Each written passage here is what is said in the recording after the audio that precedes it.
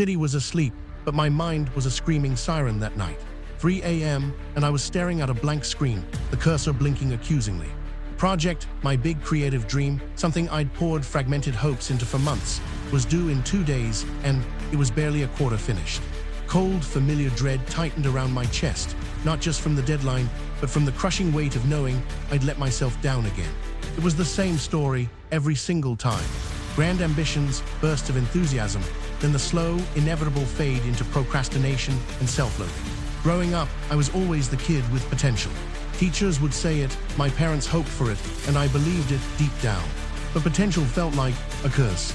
It meant I was always almost there, always on the cusp of doing something great, but never actually seeing it through. My desk was a graveyard of unfinished ideas, half-written scripts, learning manuals for software I never mastered, business plans that never left the notebook. I yearned to create, to build, to achieve, but the enormity of starting, of committing, always paralyzed me. The fear wasn't just of failing, it was of succeeding and then having to maintain that success, of living up to the expectation. It was easier to stay in the comfortable purgatory of almost. This pattern had seeped into every corner of my life. Small household tasks felt overwhelming. Personal goals like getting healthier or learning a new skill would begin with a bang and end with a whimper. I chased quick fixes, seeking out the next motivational speaker or productivity hack, hoping for some magic bullet that would transform me overnight. But the magic never came, because I never truly applied anything consistently. I was stuck in a loop, watching my own life unfold with a sense of helpless frustration. That particular night, something snapped. Not a dramatic, Hollywood movie kind of snap, but a quiet, exhausted resignation. I was so tired of my own story. I closed the project file, not in defeat, but in a sudden, desperate search for anything different. I stumbled across a short article, something incredibly simple about breaking down tasks, and it mentioned the power of just 5 minutes. 5 minutes? The idea felt almost insultingly small. How could 5 minutes make a difference when I needed days of focused work? But then, I thought, what if it could? What if the problem wasn't my ability, but my approach? Next morning, the anxiety was still there, but so was a tiny flicker of curiosity. I opened the project file again.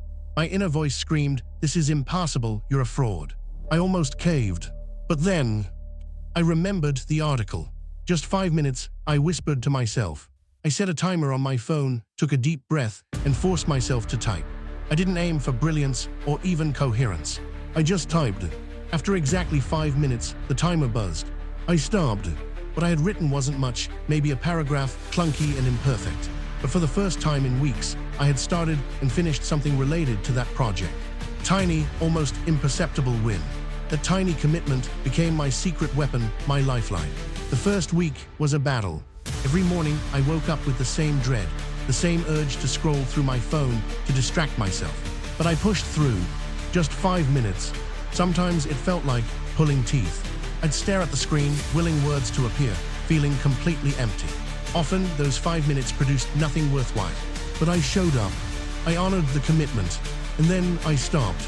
The magic wasn't in the quantity of work, but in the consistency of showing up, chipping away at the resistance. Slowly, something began to shift. The second week, there were days when the 5 minutes would turn into 10, then 15. Not every day, but enough to notice. I started feeling a tiny, unfamiliar spark of momentum. The internal voice of doubt didn't disappear, but it became a little quieter. I was learning to separate the feeling of overwhelm from the action of starting. The grind wasn't about heroics. It was about the mundane, stubborn act of showing up even when I didn't feel like it. There were setbacks, of course. I missed days. Life happened. An unexpected meeting, a sudden illness, or just plain old fatigue. The old self-talk would creep back in. See, you can't even stick to 5 minutes. You're a failure. The temptation to throw in the towel, to revert to my comfortable pattern of abandonment, was immense. But this time, something was different. Instead of letting one missed day derail everything, I'd forgive myself and start again the next morning. Okay, yesterday didn't happen, but today, just 5 minutes. That simple act of self-compassion, of refusing to let one slip-up define me, was revolutionary. I applied this to other areas too. 5 minutes of stretching in the morning. 5 minutes organizing a cluttered drawer. The small wins accumulated, not just in tasks completed, but in a deeper, more profound shift in my self-perception.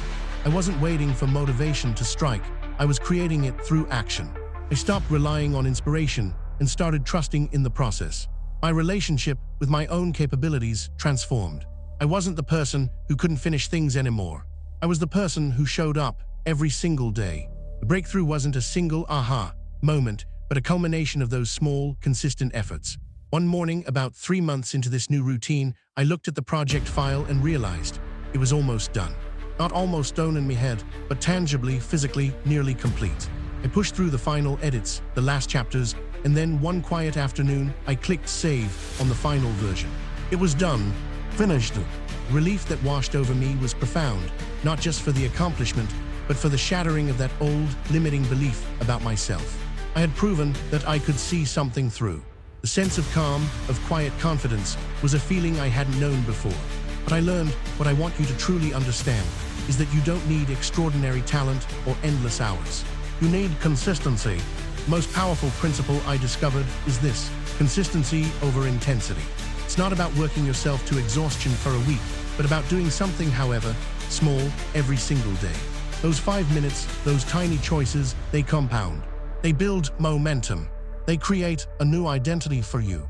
They're how you move from being stuck in potential to living out your purpose. That big goal you have, the one that feels too huge to even start. Break it down until the first step takes literally 5 minutes. Then do it. Repeat. My journey is ongoing. There are still days I feel the familiar pull of procrastination, but now I have a tool, a habit, a belief in my own persistence that guides me. Your dream, your project, your healthier self, it's all waiting for you on the other side of that first small step. You have the power to change your story, not with a sudden leap, but with a series of tiny, deliberate steps. Today, choose one small step. Set a timer for 5 minutes and begin that thing you've been avoiding.